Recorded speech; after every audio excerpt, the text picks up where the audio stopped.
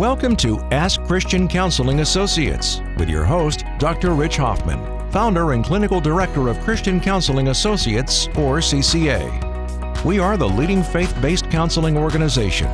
It is our hope that during your listening time, you will receive sound clinical advice, inspiration, and timeless wisdom to face daily challenges.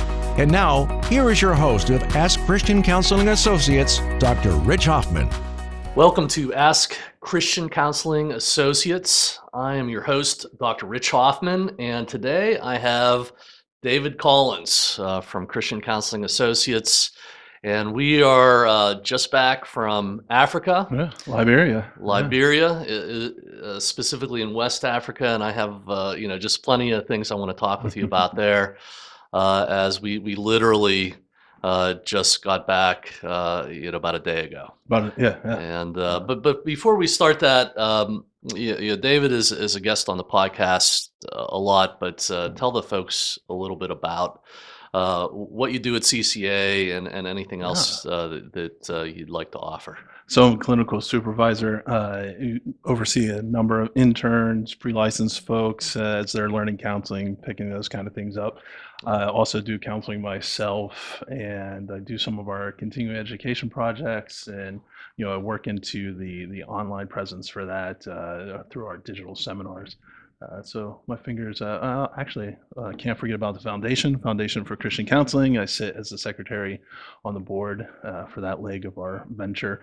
And so I have my fingers in a little bit of everything. Yeah, so David does a lot at CCA, and in a leadership role that's common, that we're multitasking professionals. And so you're a clinical supervisor overseeing the work of a lot of our counselors who will be in multiple areas, training them, overseeing their work, making sure that not only that we're supporting our counselors, helping them just to be the best that they could be. Absolutely. But we're doing that for the people. Well, that's interesting for supervisor work for me, in that it does build relationship with advisees, just like we're building relationships with clients, but it's done in a different way, of course, in a professional capacity.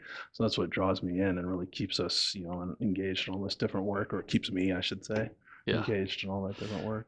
It's something we're very passionate about, and one of the things I was thinking of, it upholds a certain standard. That's one of the things I want to talk about and get your just thoughts on it. But I guess we could get right into it and talk a little bit about Africa. Sure. One of the, there's so much that we could mention, but I think about just how it is to be in another country, and there we can't eat the food. So I was thinking, that's funny you think about the food, and I was thinking about even landing. So the one thing that always strikes me, I've been there twice now.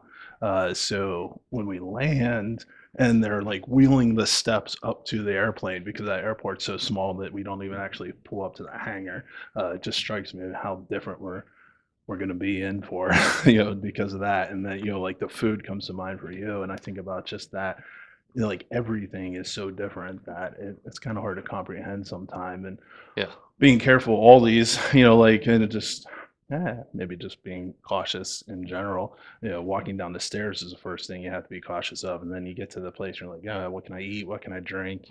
I'm starting to think about that already. Trying to remember all those tips that they give us when we're taking off.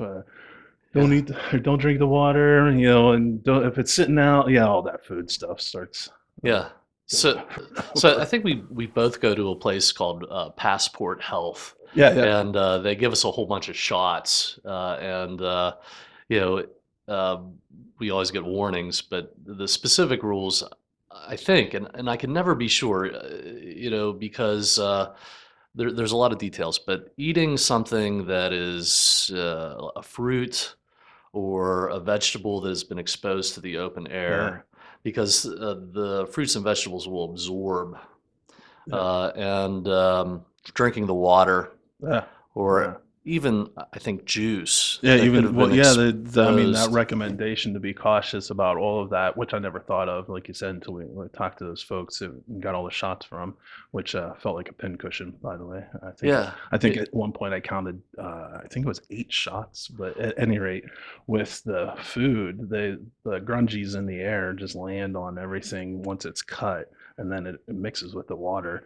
I just never even thought of that until you eat the wrong thing.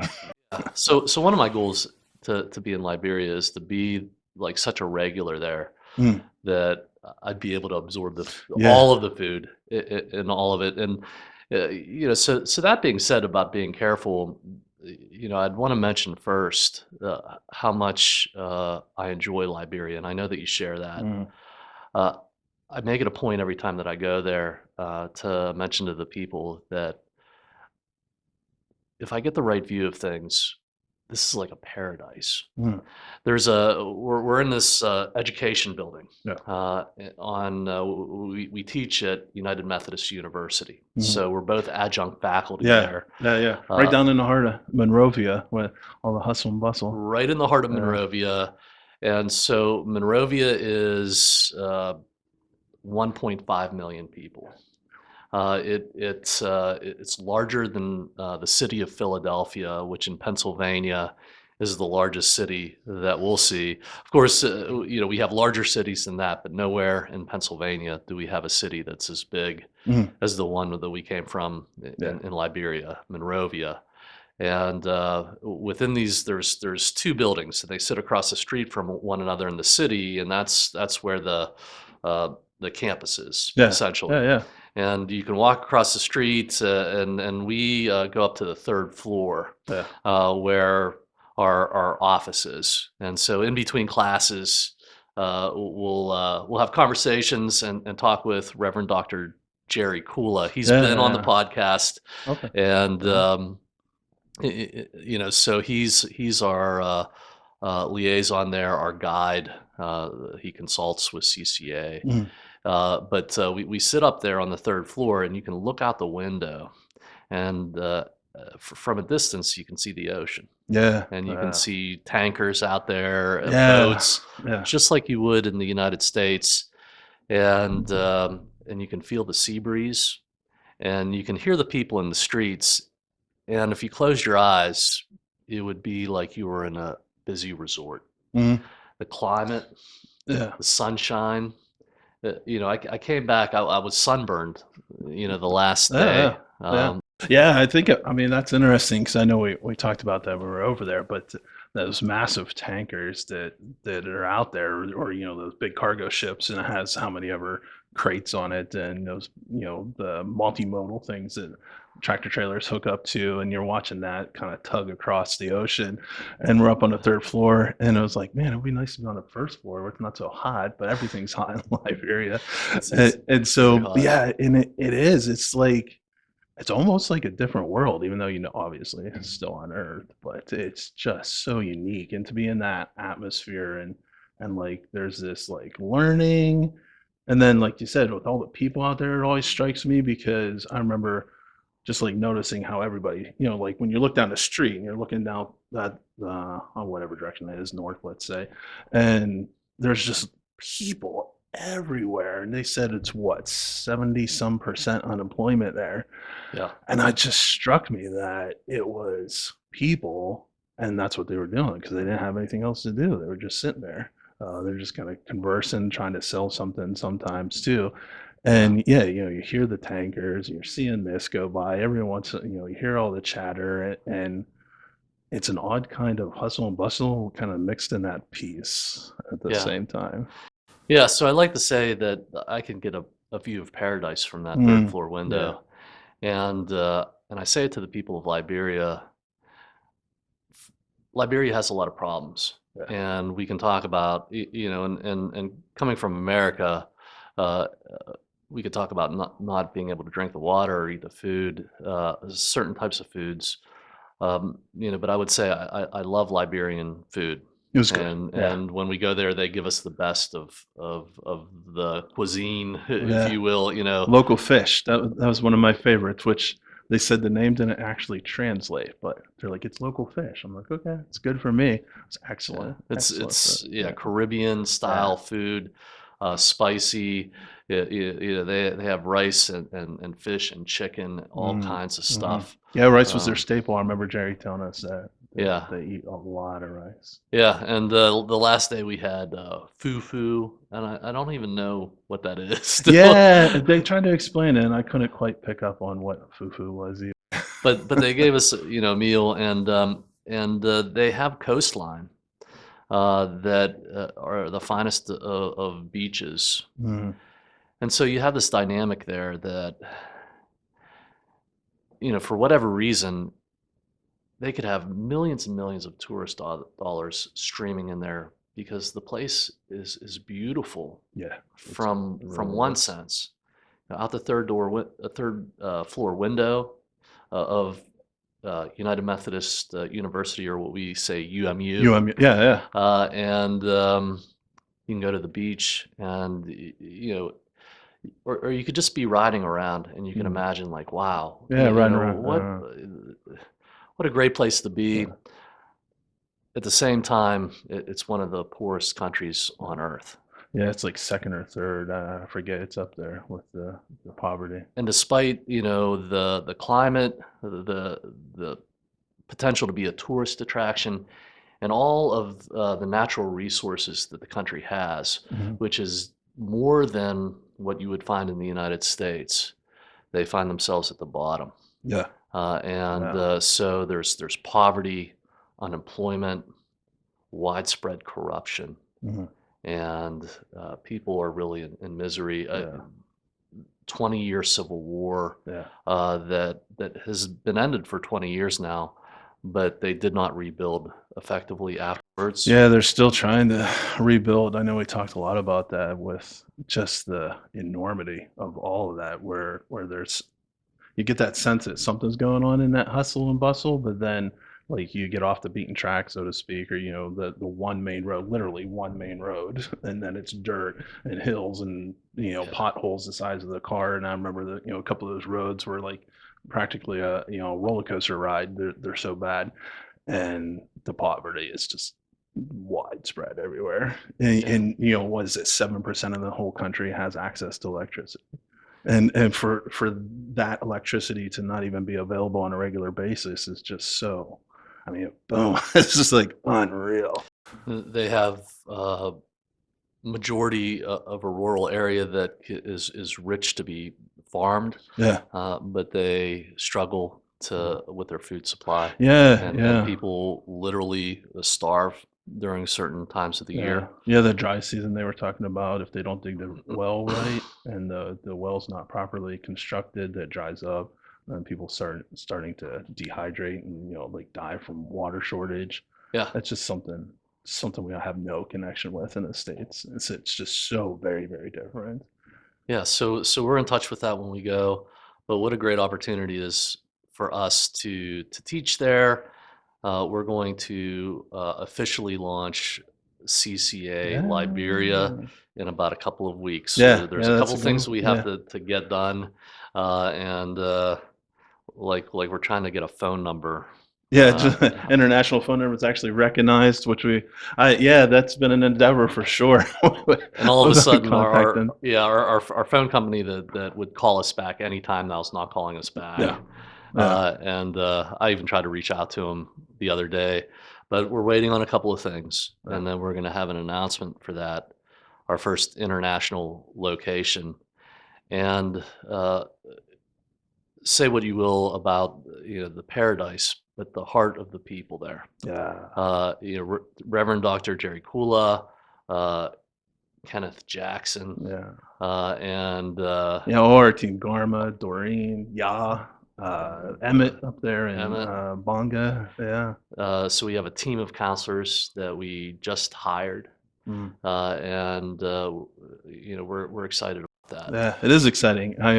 I'm not obviously a very boisterous person sometimes, but that excites me. Yeah, it's just incredible to see that kind of reach starting to develop. And so many times, how many times do they tell us at least, like, we really we're traumatized people. We need this. Like we need to understand more about it. The war was just incomprehensible. The thing that struck me about that actually in particular is usually when they refer to the war, and I caught it after a number of different times, they were like, it was brutal war. And they usually referred to it as the brutal war or the brutality in the war. It was very rarely just a war or just a civil war. I was like, wow. So like the impact from that is far, far reaching.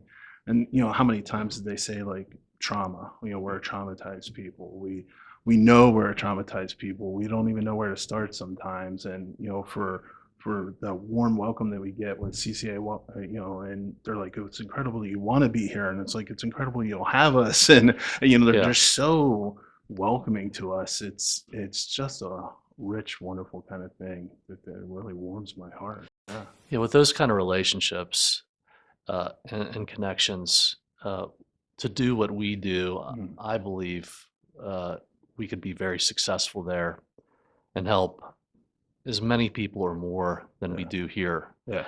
And if we ever get that kind of opportunity, we're going to go. Oh, absolutely. You know, Yeah. I'm all about that. I'm excited about my oversight of that, and it's so gracious to be able to work with CCA and have the opportunity to, to guide some of that, or to even begin to understand what the heck we're doing there is just, it's mind-boggling. It really is, that half a world away, that they're so welcoming and that they're willing to have us establish that leg. And and as we train those folks and they pick it up and run with it, they're like, you can see that, like almost like that hunger, like they physically like move towards it. And yeah. And every time we get to go there, we get to know each other better. Like Garma and Doreen, I've known now for 3 years, and I can imagine just and Emmett too.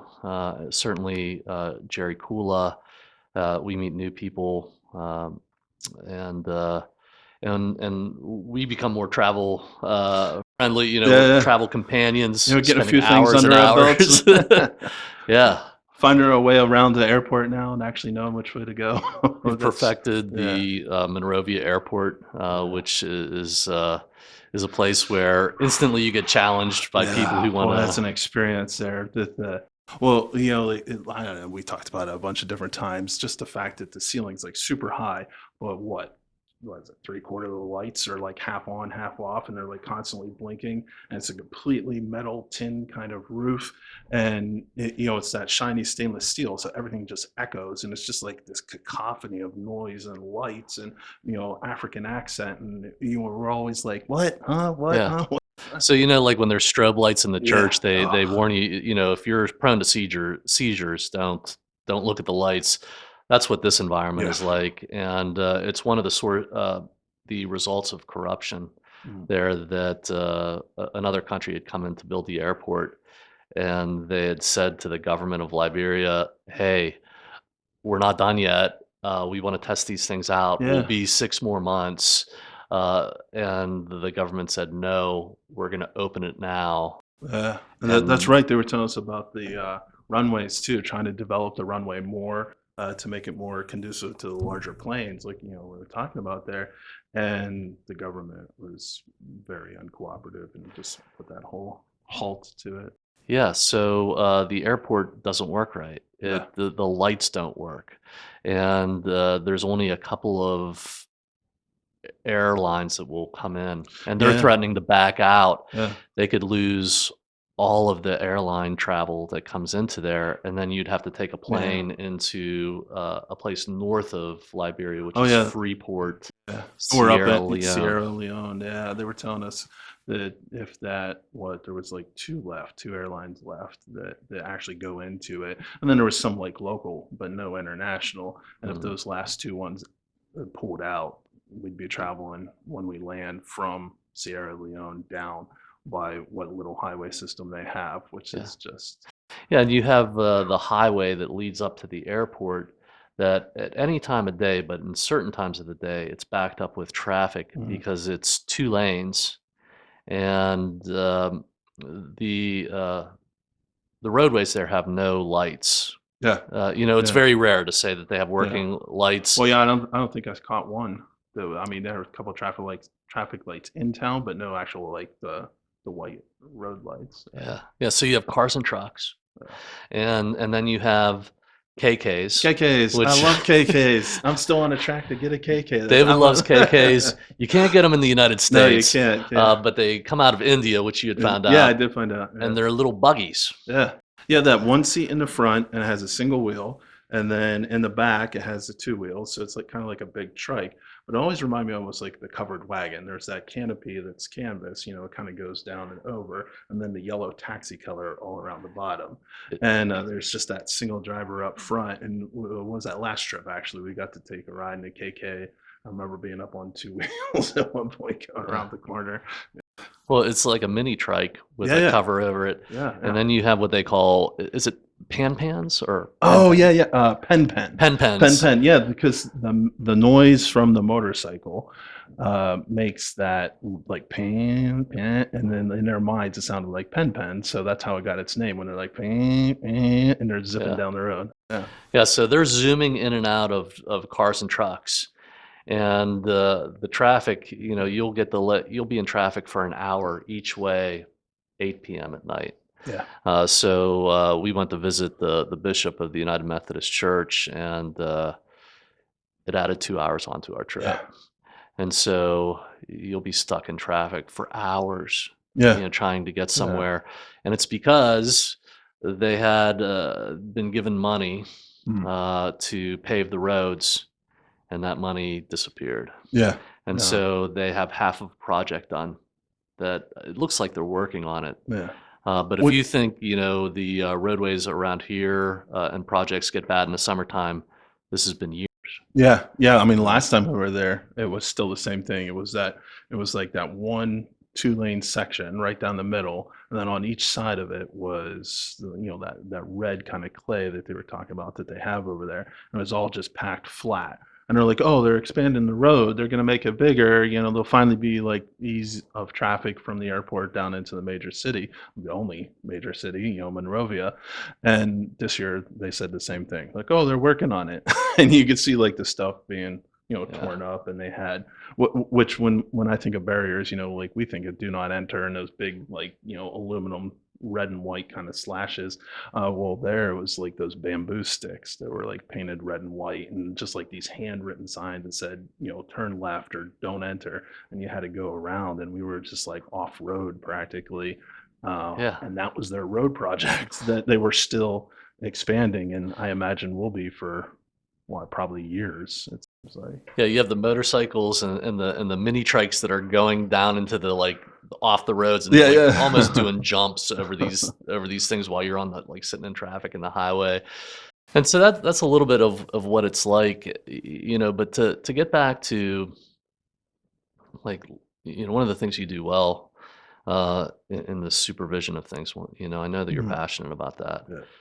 And I think the general public sometimes doesn't, you know, they just say like, I want to see my counselor.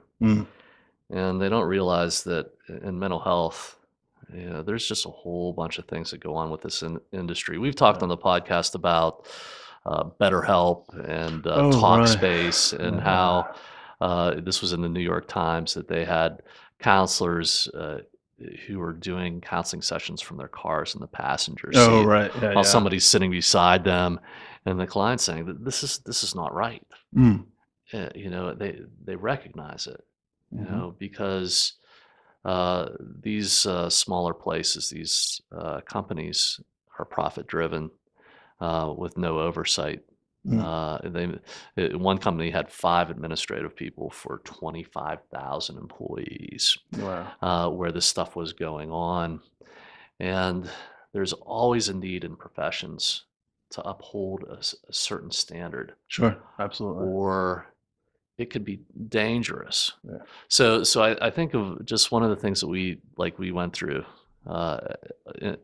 just recently, you know, so, you know, feel free to jump in and tell the story, but, you know, it's very hot. So we just like you sweat. Constantly, yeah. Constantly. I sweat in the States. It was triple there. Yeah. And, you know, so, you could tell them they bring us towels so that we could wipe Yeah, that was off. nice. I thought that was a really nice. It was just thoughtful. I mean, I think that's funny you mentioned the towels because that just spoke a little to me, honestly, because they thought enough for like, hey, here's a couple Americans that are just and they gave us, they just went out and got towels so they could actually like not be blinded by their own sweat. Our Liberian team at UMU and everywhere that we go takes care of us. Yeah, absolutely. And that's one of the ways that we're sure that we're going to be successful here, where that doesn't happen everywhere. But they're bringing us water all the time, concern, and so it's very hot. And then at one point, this is what we think happened. We go to this American diner in Liberia. Oh yes. And I week remember his 2, name. we've been there for 2 weeks, and love Liberian food, but there's no place like home. Yeah. And so I'm all set to get a cheeseburger and a milkshake. Yeah, vanilla milkshake. I remember because I'm a chocolate fellow, and I was like, Rich is getting vanilla. Like I would never do that. Love vanilla milkshake. And you got was it a frozen cappuccino? Yeah, it was a frappuccino with an actual Oreo, which I was just like in love with when I saw it, and I couldn't believe that The they meal had was, something was like that. beautiful, and now looking back, we forgot about the blender that was blending ice in the the background. ice. Yes, the ice. You could clearly hear it. Not a question was asked, but that all went in the drinks, and that was Liberian tap water. Yep, unfiltered. And so even before I left the restaurant, I sort of felt a little queasy. But by the time I got back to the hotel room, It was bad news. I was feeling sick. Yeah. And then the next day, I was just trying to concentrate at breakfast, not able to eat. Yeah. And I was I did my best to get down some tea, and intestinally real sick. Yeah, bad. So that was Thursday. Yeah. And then we go into Friday. Right, Gemini. And we're meeting with Gemini, who's a psychologist and has the only counseling center in Liberia presently. Yeah. And Gemini Geta is good enough to meet with us, consult with us. Yeah. He was so willing to be collaborative and just come alongside us and share information back and forth. Yeah, we're sitting in that meeting. I remember it well. Yeah. Well, I remember most of it well. Well, I'll tell my side, and you can tell what it was like for you. But so we're meeting with this gentleman and his colleague, a social worker there, and they're reviewing everything. And you sort of nudge me and say, "Hey, Rich, I got to go. Can we, I'm not well." And we talked at breakfast that we weren't feeling well, so I just took it to say like, "Hey, let's wrap this up." Right. Yeah. So I'm saying to Gemini, "Hey, let's end the meeting. Thank you so much." And we're going through, just shaking his hand, and I looked over at you, and you were barely conscious. Yeah. And you maybe said like, "Hey, I really, really got to go." So from there, we loaded you into the car, and I could just see in your eyes that something was significantly wrong. And I was trying to talk to you, and you weren't really responding to me. Yeah.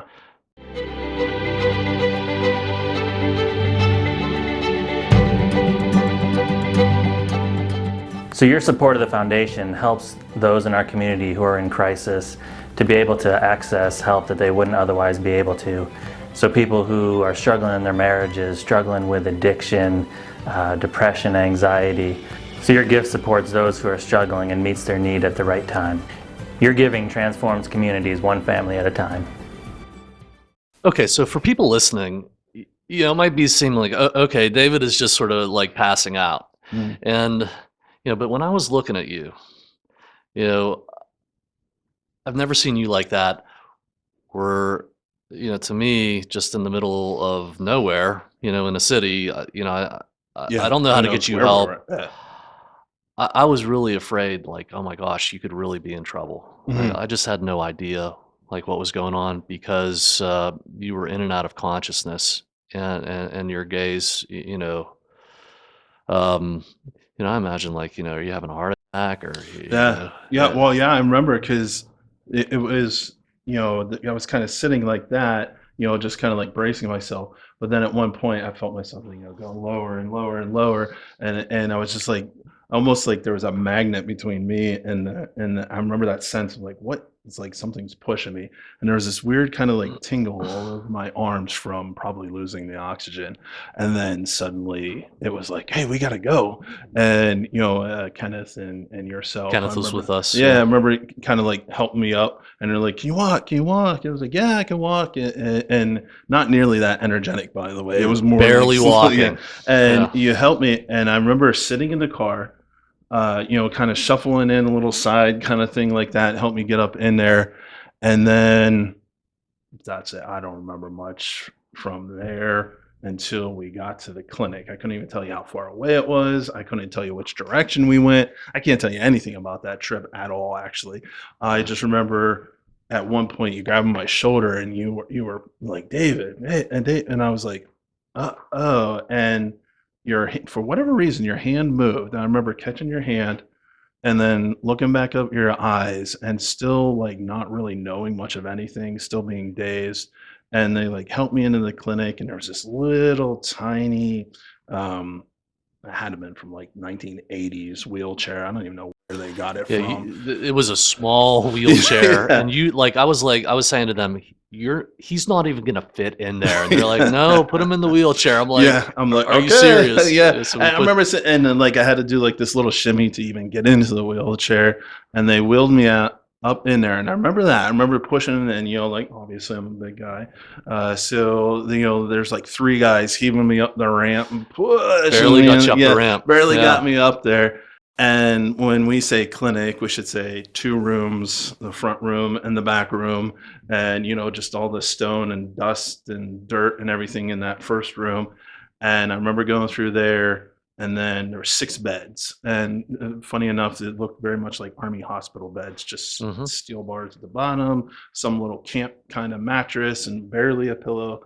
And they're like, here, take your, you like, I'm like, okay, and they're like, yeah, lay down, lay down. I'm like, okay. And so I laid down there, and I was still like half in, half out. I wasn't really actually like super aware. I remember them asking me some questions, my age and something else. And then at one point, all of a sudden, like it was just like clear. And I was like, oh, hey, Rich. And I was Yeah. back. And Yeah, probably the most disturbing part of that, when anybody's in trouble, like your face was gray, but then there was a part where everything returned to normal, and I kept this. I'll give this to you today. This is the Ahmadiyya Muslim Clinic, and that's where we went. Wow. Cool. Thanks. And Kenneth, at some point turned to me in the car and said, "Should we take him to the hospital?" I'm like, "Yes, let's go." And we got there, and there's things about everywhere that you go, and one of them is like poor lighting. There's a lot of sand on the floor, Yeah. and it's really nothing like you see in the States. nothing like But it was like an old army hospital, Yeah. maybe is what I would say, from 1940, Yeah. and that's For what sure. it looked like. Yeah, it was a community room. It was just there was no single room. Yeah, it was like a ward. Yeah. Yeah, and they came in, and there was a nurse there, and just being half the world away, I'm like, oh my gosh, is this going to be right? Mm. And the nurses came in and put an IV in you. Yeah. They took your blood pressure, and all of a sudden, I started to notice that, as far as I know, they were following all the standards. Yeah. You They know, did. They had an the exact protocol. the Yeah. medical profession was operating the way it was designed, Mm. the way it was standardized to be. Yeah. And that somebody was and kind of told us before we go in here, this is the international clinic. This Yeah. is where you go. This is where yeah, that's right. I remember that. And I'm just After the fact. I'm afraid, because of all what's going on. I doubted it Mm. until I started to see those things, and just on your behalf, and you do the same for me. I'm watching everything very Mm. closely. Mhm. because if it wasn't right, I wasn't going to stop it. Right. But Yeah, I remember you asking me, like, is that okay? They're gonna put an IV in you. I was like, yeah, it's fine. I need the fluids. yeah, Yeah. yeah, but Appreciate that watching out. I do remember watching out for me. yeah, and ultimately they tell us that you were dehydrated. Yeah, You know, extremely dehydrated. and they put an IV in you. They checked for the heart. They did an EKG. Hmm. They took your blood pressure. Yeah. They did a blood test. Well, the thing about that EKG too, it wasn't even like, we do the couple of patches or how many ever, and they're those big white stickers. I remember they had like clips. They remind me of potato chip bag clips. They were But like that, though, yeah, weren't they put a clip on each wrist. They put a clip on each ankle. And I'm like, wait, they said they were going to do an EKG. Like, what is this? But it was that old of technology. I mean, it functioned. And then it's like, just like only in movies I've ever seen. They wait a couple of seconds. They tell me to be quiet, don't talk, and then it spits out the paper, and it's like, and all the paper, and there's the EKG printed out. And I was like, whoa, my goodness, like Yeah, that's incredible. yeah. So like within a span of 30 minutes, the color had returned to your face. You were stable, and within another hour, we were walking out of there. Yeah, And I was thankful to God, that He brought us to a place that had yeah, standards. yeah. You You know, and me both. and that is, that's what we do here. Yeah, That mental health has to have standards too. yeah, We're a faith-based mental health organization that guarantees that this standard is going to be delivered to yeah, people. And what we see here in the field, especially where there's no oversight, that may happen or it may not. yeah. You don't Yeah. know. Yeah, yeah. I mean, started us down this path. That whole question of supervision, that really does draw me into supervision, being able to sit with somebody and say, like, hey, there is a standard of care that we need for people. Like, people need from us as the professional, people need from us as a caring person, and that to have a standard is right and true, and to be able to establish that in the States. And then I get the sense, even as we're talking, we're starting to have something of that in Liberia. We're going to do it everywhere we go, just Yeah. like in Liberia, they had the same medical standard that Mm, we have here, and what a blessing. So to me, that's why we're passionate about supervision. yeah, Is that we're going to make sure that this is Christian, absolutely. that it follows the traditional teachings of the church, and that clinically Mm, it upholds a standard where you're going to get assessment yeah, and treatment yeah, that should happen across the world, but it's yeah. not guaranteed. Yeah, it's not Somebody good. has to manage that. Yeah, yeah, and I You know? remember, just speaking to that point specifically with the class that we were teaching, like counseling is not advice. Part of supervision is recognizing when my advisees get into advice giving, and for that to translate across there, because I mean, it was just, maybe it's common to humanity, I suppose. We want to give advice or we want to help people out in that way. And, the Liberian folks were like, it's not advice. And we're like, no, it's not advice. And like generating that standard, helping to train them in a standard that is professional and Christian and functioning in such a way that actually produces true change is well, that's amazing stuff. Yeah. Yeah. So, we do that training here and it's needed. Yeah. And we can do that now internationally. We did it on the ground, spending 2 weeks in Liberia. But we also have a seminar platform that we're offering to the public, but Uh-huh. also offering to educational institutions Mhm. where we put high quality content, training content Yeah. for clinical Yeah, counselors. yeah, that's an exciting opportunity to have the digital presence, which is as we talked many a times when we were over there too, that the world is getting smaller in connection sense, Yeah. because establishing the internet to have the CCA seminars that we're developing and going to be able to put out there, and not only is that going to be like open for, say, counselors and Christian counselors and really just anybody that wants to get into those things, but there's going to be specific things that are geared towards a cultural difference for the Liberians to help them learn, and to have that access, and to have that avenue and mode is that's, yeah, I mean, I'm still kind of wrapping my brain around it. It's truly multicultural, Yeah. but at the same time, we are going to have a live component that will Mm. deliver over the internet. So Mhm. live classroom with also on-demand content Yeah. that'll be excellent training. And we're launching the same kind of mental health network operation that we do in the States, overseeing it in the same way. Mhm. And you're going to be leading that. Yeah. So those are the kinds of opportunities that uh, we're getting at CCA. Yeah. So all of that is happening, and people will ask, well, what are you doing there? Like, what is that going to do? And what I would share is just a value that um, when there's a renewal of God's people, this leads to a revival of the land. Mm. So let me say this again. A renewal of God's people leads to a revival in the Mm. land. Yeah. And that's, what we're training people to do is to see into the heart struggle, Mhm. and that together we'll seek renewal, Yeah. and that will Yeah. transform communities. Well, isn't that the passion of Christianity in general? Seeking renewal and to be able to connect it with the true sense that there's this change in the renewing of the spirit. We can't leave out there's a renewing of your mind, there's a renewing of emotions, and like this total person that can be suddenly regenerated in such a way that only Christ can do.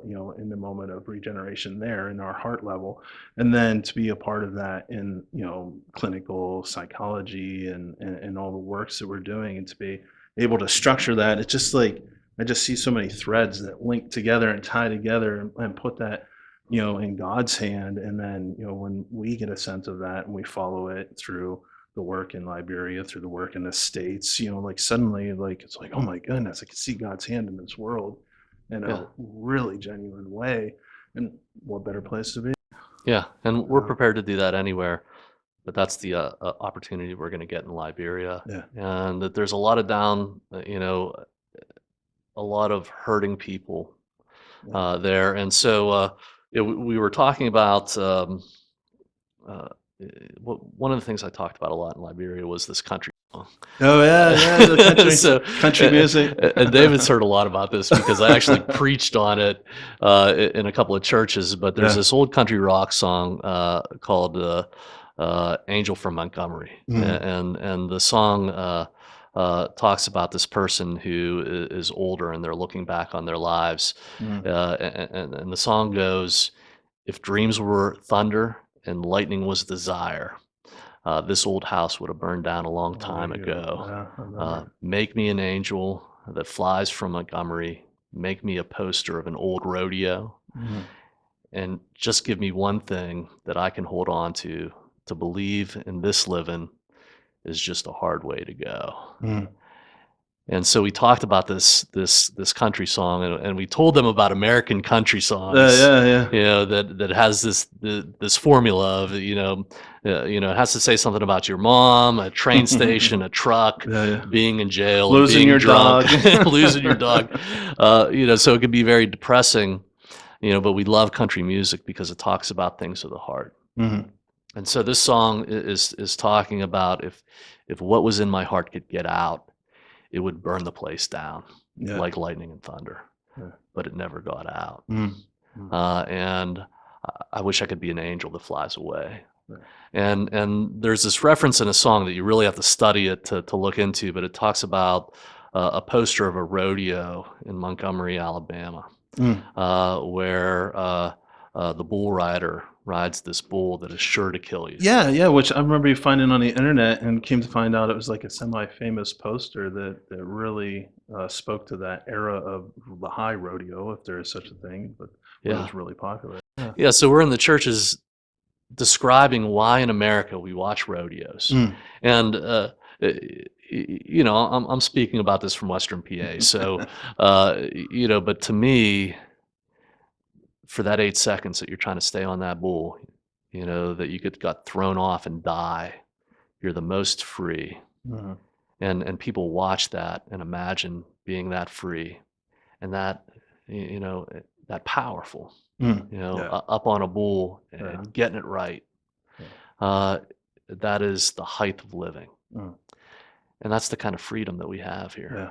And boy, that You know? connection I recognized was universal because they really understood that. They understood the passion for change, the passion to move towards something, that sense of freedom that they really like true freedom. They obviously they have a free society there in Yeah. many ways, but to be free at the heart level. Yeah, we speak about the heart of the Liberian people. Yeah. And my experience from them is from the United Methodist Church, that they have been missionaries to the United States for many years, Mhm. even as we're being missionaries to Africa. Mm. And so I tell them this true story of being in Portland, Oregon. I think it was 2016, and the African delegation, they in full view of these real official church people, Mm. who are very liberal and very corrupt. Mm. They danced an African dance that was designed and meant to keep away demons. Mm. And they said in full view that the American church wants to take the baby Jesus and destroy him, just like Herod wanted to destroy the baby Jesus when he was born, Wow. Yeah. and that Jesus and the Holy Family fled to Egypt, Right. Oh yeah. which is Africa. Right. Yeah. Yeah. And he says, you want the baby Jesus, you cannot have him. We Mm. will take him again until it's Yeah. time for him to return. Wow. And the hair on the back of your neck stood up. Mm. In what they were speaking from the heart, that they would protect the faith Yeah. and glorify God that way. Mm. And the people, the corrupt people back sneered at them. Mm. They didn't care. Yeah. And it was such like a spiritual, heartfelt moment where you could clearly see what was right, and that they were the only people who would do it. Mm. And that day they led. Yeah. And I tell the people, and so I told the church, that day you were like angels. Mm. So we talked about this song and the heart in that way. Yeah. I love the people of Liberia. Yeah, boy, You know? yeah, I mean that's the sense that I get too, like that passion and the strength of their faith to say, like, no, there are things or standards we're going to uphold in the faith. We're not going to stand for these liberal things that are destroying the church, and they recognize, even though they're somewhat disconnected, of course, being across the ocean, but they recognize that there's a standard there that they're going to uphold, that they want to uphold, and the folks that were involved with in that sense that they have to like acknowledge and move with the Spirit, the Holy Spirit, and recognizing that there's like this both and sense in following the Spirit, doing things that are right and true, and that it's not just theological, it's not just doing, but they're really struggling towards actually living out their Christianity and pushing into that. Yeah. And they're like, I could think, even as we talk, that like they're leading us in some way of like faith and Yeah. strength of commitment towards Christly principles. Well, It's just Yeah, in wow. the United Methodist Church, at least, and there's going to be the split between what will be the Progressive Methodist Church and the Global Methodist Church. Yeah. And for the folks out there, we're going to be with the Global Methodist Church, and so will the Africans. Yeah. And they've been leading the way the whole time, and for that, they've come over here and been missionaries, and so if we love Liberia, they've loved us all along, Mm-hmm. to Yeah. do that for us. And so we got into this thing with them where they said, hey, we want you to come over here and do this. And even though it might seem like, okay, we're going to go half the world away, 23-hour flight, and put resources in Liberia, for what they've done here, it seems like a very small thing to do in return. Yeah. It's such a joining with something true and right, and that helps to support them in so many different ways. The Yeah. need is great in so many regards, but to be able to have that connection and work towards something together, it's just unreal. And to be able to establish something like that there for somebody who would need it, and I think that that's Mhm. probably one of the reasons, to see this in a spiritual way, like, why did you get dehydrated? and why was on the other side of that completely helpless, Right. but thank God we went to a place and they had established something with standards there Yeah. that could get you back on your feet, because who knows what would have happened. Yeah. You No know? telling. No telling. And if there's not an available mental health resource that, oh, what happened to your mic there? That's moving on its own. we just got these new mic stands, folks, and yeah, They're doing their own thing. they're working. Yeah, they're doing their own thing. Who knows what will happen? When somebody who is depressed there or traumatized, what happens when they're in need and they can't find that place? Yeah. And I think we take it for granted here. What happens when somebody goes to somewhere and it's not held to Yeah. a standard, or it's not available? Yeah. you Which know? reminds me of the corruption that they were talking about, because the corruption at the highest levels in Liberia are restricting that building of something. It's tough. And It's tough to to do. join with them that we're able to build something, even start building something, that's like a whole different level. And Yeah. and they have, like, just thinking about that whole sense, they have the sense that we're not against people. Like, they're not against us, we're not against the human. They recognize there's principalities in the air, and that Mhm. we really are in a spiritual war, in a spiritual battle. And they Yeah. have such grace for the person sitting across from them, but yet they have their mind towards those Christly things. Yeah. And to have that, to what if, like, we weren't there, and like you said, there's no place to go. What then? I can't even imagine a place. Yeah, we say that we want to see communities transformed one family at a time. It's this slow change that, God changes a heart, that changes a marriage, that changes a family, that changes a church, that changes a community. Yeah. And these things get established Mm. where now things are free, Yeah. and that people can thrive. And That true sense of freedom too, if I could say that. The freedom in Christ is far different than this mistaken idea. Nothing against America. I love America. But we have this mistaken sense of freedom here means I get to do anything I want.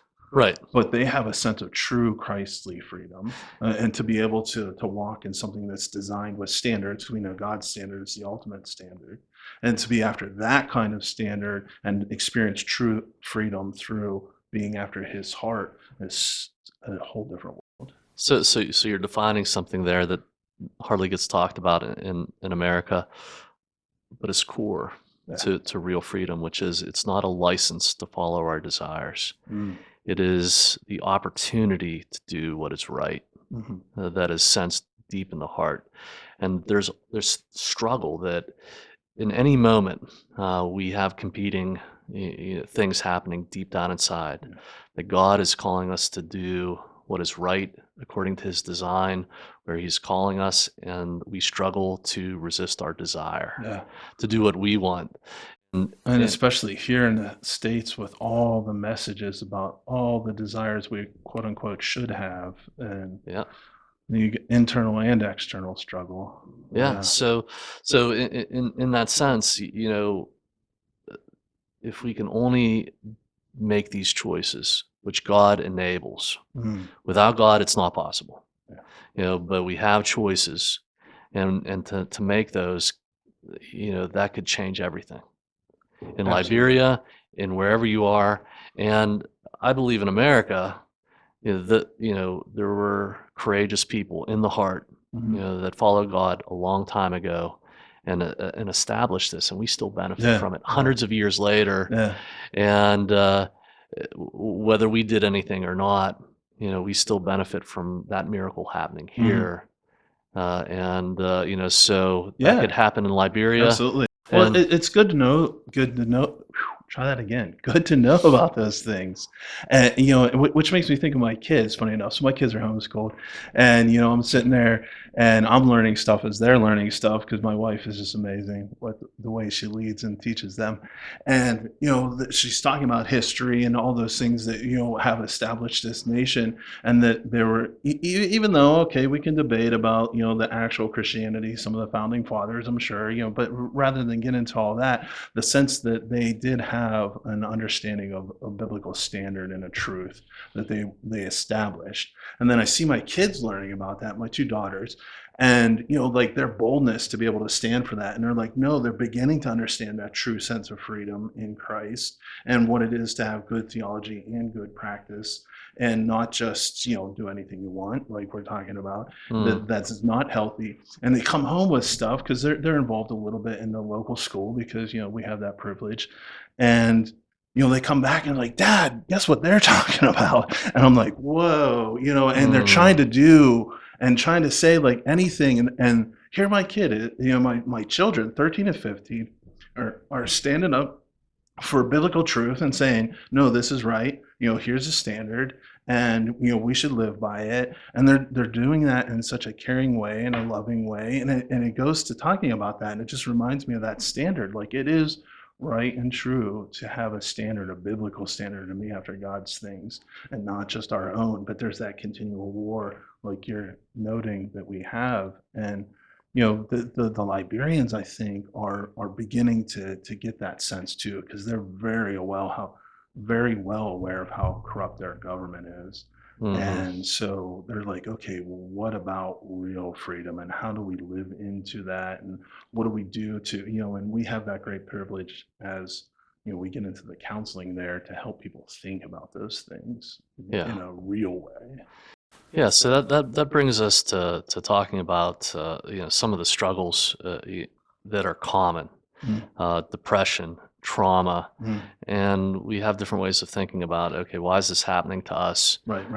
And that was one of the themes of what happened to my country, what happened to my church, what happened to my life, and so I have a couple of articles I want to run by you that talk about this. Christian Counseling Associates is ready to serve you, providing a wide range of counseling services. Christian counseling is accessible to everyone. We serve both Christians who want their faith integrated into the counseling process, or those holding any beliefs or attitudes toward spirituality. With many years of counseling experience, our counselors are professional, licensed, highly trained, and rooted in their commitment to their church and communities. CCA is able to provide a full range of clinical counseling services.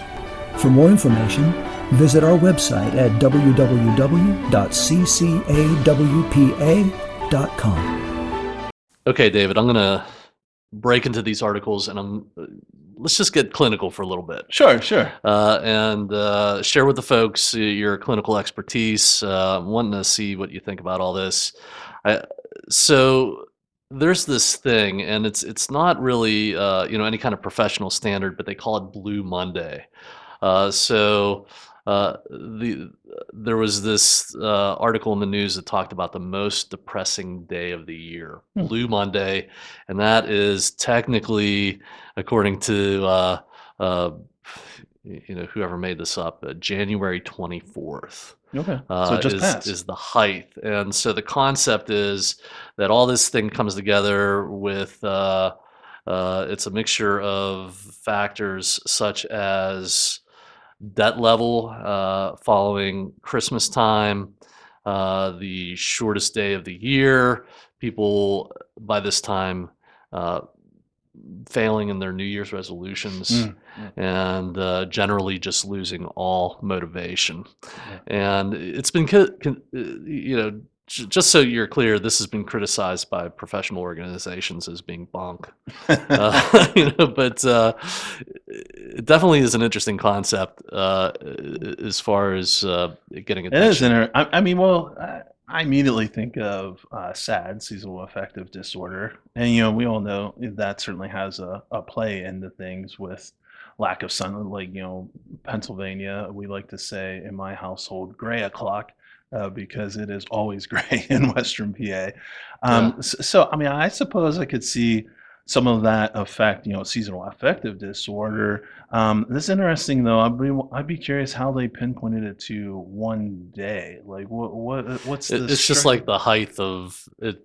This is the most it's going to be is on this day, interesting. And that would probably be where I become a skeptic, but Yeah, a little bit. Yeah, I'm a little skeptical. I have to say, like my professional opinion around that might be a little bit commercialized in that respect. yeah, I think about the flip side of a lot of stuff too, though. If the shortest day of the year is also a good thing, and because now the days are only getting longer, yeah. and there's only going to be more sunlight. So I suppose it depends on how you look at it. Okay, so let me pile on some more here. This is coming out of a business journal titled "Your Coworkers Are Less Ambitious. Bosses Adjust to the New Order," and this is saying, recent article. The passion that we used to see in work is lower now, Hmm. and you find it in fewer people, at least in the last 2 years, Hmm. and they're noticing that people don't want to go into work. They don't want to work overtime. Hmm. And we're starting to talk about we don't even want to work a 5-day week. That's too much. Yeah, interesting. And that the last 2 years has changed our view on that. It wasn't the same before COVID. Yeah. What do you think? That's funny. I immediately think of the guy we ran into in the airport who was from Brussels, who was advocating for a 4-day work week. He's like, We why talked not? to that guy. Well, yeah, Yeah. but why not just stay home? And I suppose, like if I, of course I could do a little more research into that and look into it, but I would suppose I think of this natural tendency to think of work as bad. I don't necessarily know that work is always bad. I mean, certainly work takes effort. And so, like if we're honest, humans don't really want to give a lot of effort at various times in our day or, our year or whenever. So that makes sense to me. Yeah. To not, but to, I think that coworker thing is the sense that somehow I'm different from somebody else. And if I'm different from them, they're the ones that don't want to work. I'm kind of fine. And so, like it's kind of that I think in the mental health we recognize that our reality is our reality for us, but it's not necessarily truly reality. And so, like, how do you establish like what is real and what isn't real? And if you or I or anyone starts to defining reality for themselves, then what 7 point some billion people in the world, then there's 7 point some billion realities. So this reality that I'm working too hard, and this they derived this from a survey. It says in November of 2022, 3,000 workers and managers were surveyed by Qualtrics. Mm. 36% said their overall career ambitions had waned over the past 3 years, compared with 22% who said their ambition had increased. Hmm. Nearly 40% said work had become less important to them in the past 3 years. Yeah. So Well, that's. I wonder if there's some effect there from COVID, recognizing, like that kind of whole sense that you get when you get close to something and you don't die or you don't get, and you're like, wow, I'm really thankful for a lot more suddenly because it could have been so much worse. yeah. So I wonder if there's some of that coming into play, maybe. I mean, that's just kind of a hunch of mine. Of course, I don't have any hard data for that. Okay. Well, here's the next one. Gallup poll, and you know that Oh this yeah, is the Gallup. Yeah, most. yeah. Gallup is considered probably the most accurate survey research that's out there. But these are what we'll refer to as qualitative, or I'm sorry, descriptive research. Yeah. Got to get those right. I almost got that wrong. And so it just allows us to ask questions. It's describing things, and what this is saying is that um, on the domestic front, 90% of Americans expect 2023 will be the year of political conflict in the U.S. 72% think that crime rate will rise. 56% predict that there will be many strikes by labor unions. And just in general, about 8 in 10 foresee economic struggles, higher taxes, budget deficits, and 90% expect that the political scene will be bad. 85% predict that the world political Wow. conflict will rise and be bad. Yeah. an overall pessimistic outview Yeah, or very pessimistic. outlook. Wow. Yeah, very Yeah. negative. Yeah. So we're starting to put together this. You have last week Blue Monday, possibly, if you Mm. believe in that. You have people who are looking towards work, which we spend a lot of our day during the week doing, saying, "Man, I don't know if I want to do this anymore." Yeah. According to some surveys, and then Gallup comes through with this poll. Say we've just surveyed everybody, and looking into the future, they're saying, "Wow, it's going to be bad." It's rough. Yeah. That's rough. Yeah. And so, is there a possibility that we struggle with discouragement lately? Mm. And Mhm. and that is, I would say just in what I've been watching, I think it's pretty accurate. Yeah, yeah. Well, Yeah. I wonder, I remember reading in some articles and that for the first time in our history as a nation, Christianity is actually on the decline rather than the increase. Mm, And I wonder if there's some correlation there in that when people don't have anything real to hope in, or don't really see anything real, or maybe I should say more specifically, someone yeah. to believe in that is actually the same yesterday, today, and forever, as in God and Christ. That yeah, that makes sense. Why hope? I mean, I can't fathom hope without Christ. And Yeah. if the large portion of the world in our U.S. society does not have a belief in who is, then it seems to me pessimistic. Yeah. So Harold Koenig Yeah. is a Christian psychiatrist, but he is uh, brought that all together, meta-analysis of research. Mhm. What is it? Religion and Health is the name of the text. Oh yeah. They're famous among the community, but he brings thousands of studies together that shows that Christians, statistically on average, are more hopeful, more psychologically healthy. If they Mm. struggle with depression, trauma, anxiety, addiction, whatever, they struggle less. Mm. I even want to say statistically that they physically, like heart health, uh, Yeah. Biological health in general. lifespan, Yeah. Yeah. significantly better. Wow. And so, of course we have a bias. Okay, this Mm. is we're Christian Sure. counselors. Yeah. We, on the foundation of faith, we're saying, our hope is on the foundation of Jesus Yeah. Christ, and for that, we can look forward into the future more effectively. Yeah. And so you're talking about this trend, but as our connection to that, in the faith community, we become disconnected. We're slipping a little bit. Yeah, yeah, Uh, starts to thin. I forget the exact chapter in Psalms, but I remember the Psalm where as for me, my feet almost slipped. Basically, I began to doubt the Lord, and the psalmist is talking about how in those times that we don't understand what's going on and we don't know which way to turn. He even refers to himself at one point in the psalm as a brute beast. And mm, it's such a description of what it is to be mindless in the state of depression. And as you read through the psalm, it's like 73, 72, one of those psalms right around there. As you get to the end, he says, "But as for me, I recognize that I need to keep the commandments of the Lord, that I need to uphold his principles," basically. yeah. And Amen. you can just in the text you can read that, and I think about science and faith aren't necessarily contradictory, and actually don't have to be, and for a good portion of life they really aren't necessarily contradictory. And like you say, that biologically speaking, back in the laws of Leviticus, wash your hands. Well, it was upheld, but we all know that there's a lot of science behind washing your hands.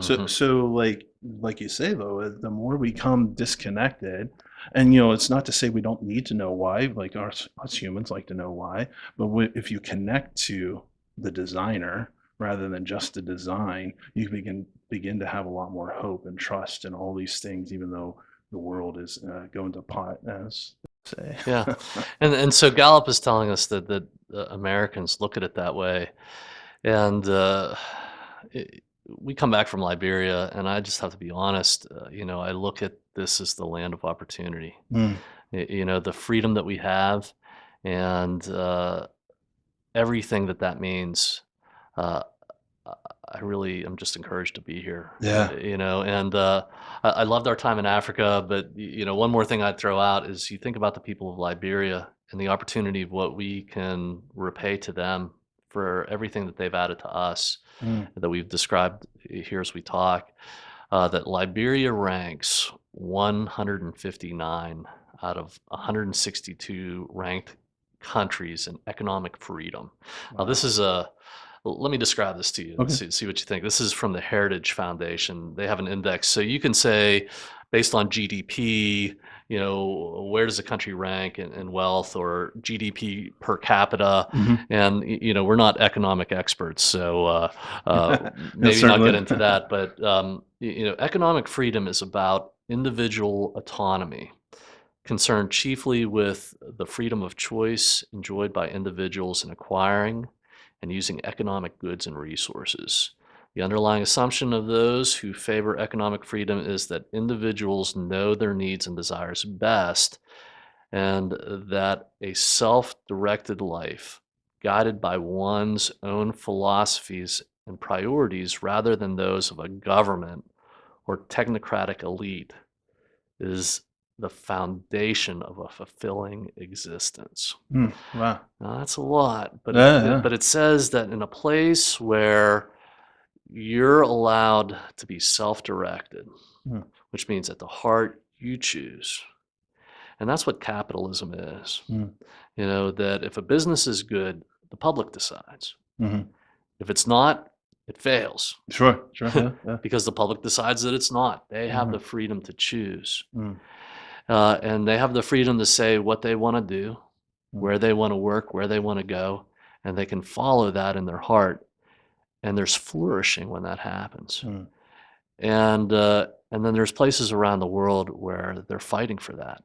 Yeah. And in Liberia, uh, the government and the system that they've created, and we've talked about airports and roads, and we can continue to talk about just everywhere you turn, like internet, Yeah. delivery Well, systems. even getting a visa, they were saying trying to get out of the country oftentimes gets denied. You have to get a car shipped to you, and they Wow. slap thousands of dollars Mm. of tax on there, and just discouragement after discouragement, because they're not economically free. Mm. And then we come back here, and in Yeah, 14 years, yeah. and we believe that happens through God's blessing, but there's nothing to interfere in that. Yeah, yeah, there You know? certainly is a ease here. There, and that is striking because if there's one thing, like the amount of effort that Liberians put forth just to live day to day, and if we, Yeah. if we had to put forth that same kind of effort, but that access that's available to us, and to, like I feel really strongly even coming back there that wow, there's this access granted to us as Americans, as Christians, and that in the Christianity to use that well, to be good stewards, Yeah. to live to that higher calling, to the true freedom. Yeah, so in 14 years, CCA expands into 4 states. We realize one of our core purposes is to build regional level faith-based mental health networks, and then we get this opportunity to go to Liberia, and we can go, we can Yeah, do it, yeah. and they're asking for us to do that, and they don't have that kind of freedom there, not yet. Oh, yeah. But if we can only be free to go where God is Mm. calling us, we can have joy and blessing and hope. Yeah. And that's what we want to collaborate with in Liberia to see that day come about. And we learn things every time. And so, the last thing I would share that we saw, they took us to the very hilltop of the coast. And you can Right. see from Yeah. all around. Yeah. That giant hotel. Ducor Yeah. is the place, I think it was Yeah. I called. think that was it. And there was a monument up there to the first president. His Yeah. name was J.J. Roberts. J.J. Roberts. Yeah. Roberts. And J.J. Roberts he was a wealthy American who migrated to Liberia and was free, and he inherited all of this land. Mm. And then when he passed away, he willed it to the Methodist Church.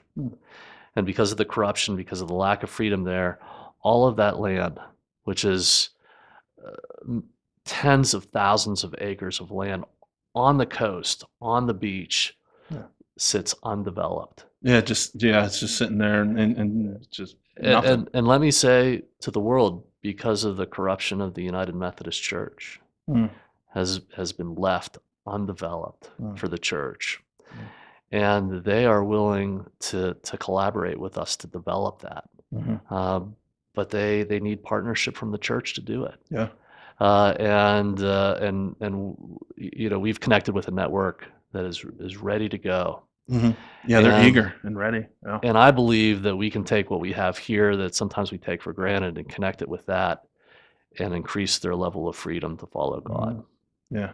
And this group, I don't know all the history, but I just know when I see it that they have the heart of faith. They do. That they will do it. It's incredible faith. And it will be legend. They'll be like angels. Yeah. And just the opportunity to go there and see that and work with the people. We say we go to Liberia because that's where Jesus is. Yeah, absolutely. So I appreciate you coming in for the podcast today. Thanks. And sharing this mission. Yeah. It's a great privilege, not just to be here, but to share in a mission that I really believe, and I know both of us have that sense that Christ is there and He is doing something, and it's part of our job to follow what He's doing, and not just corrupt ourselves either. So and I think we need a lot of people to support this. Yeah. And there are a lot of people who already do. But I could genuinely say I get the sense that you love this mission better than I do, and that's a great blessing to me. Thank you. That's very kind. Yeah. So we talked a lot about what the people of Liberia are up against, and they're discouraged. And we talked about the most discouraging day of the year here. Maybe we would end today and to say a prayer for those who are listening who are discouraged and hurting and searching for something in their lives to hold on to. Would you pray?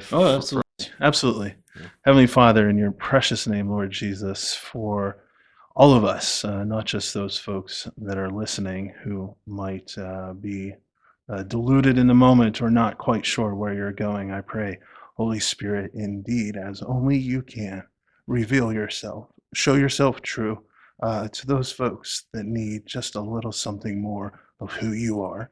And through your blessing, Lord Jesus, be after our hearts to find more of who you are in this world who needs you so desperately. And I ask again in your precious name for your grace and mercy, Lord Jesus. Amen. Amen. Amen. David Collins, thank you. Thank you. Thank you to the people of Liberia and to the audience. We'll see you next time. Thanks for being with us. Thank you for listening to this episode of Ask Christian Counseling Associates. We hope that you have been blessed by today's presentation. Please visit the Christian Counseling Associates website, where you can comment on today's podcast, sign up for the weekly article, connect with our social media, or even schedule an appointment at one of our nearby locations. We also provide online counseling for those not in our immediate area. Thanks again for listening. May God bless you and keep you well along life's journey.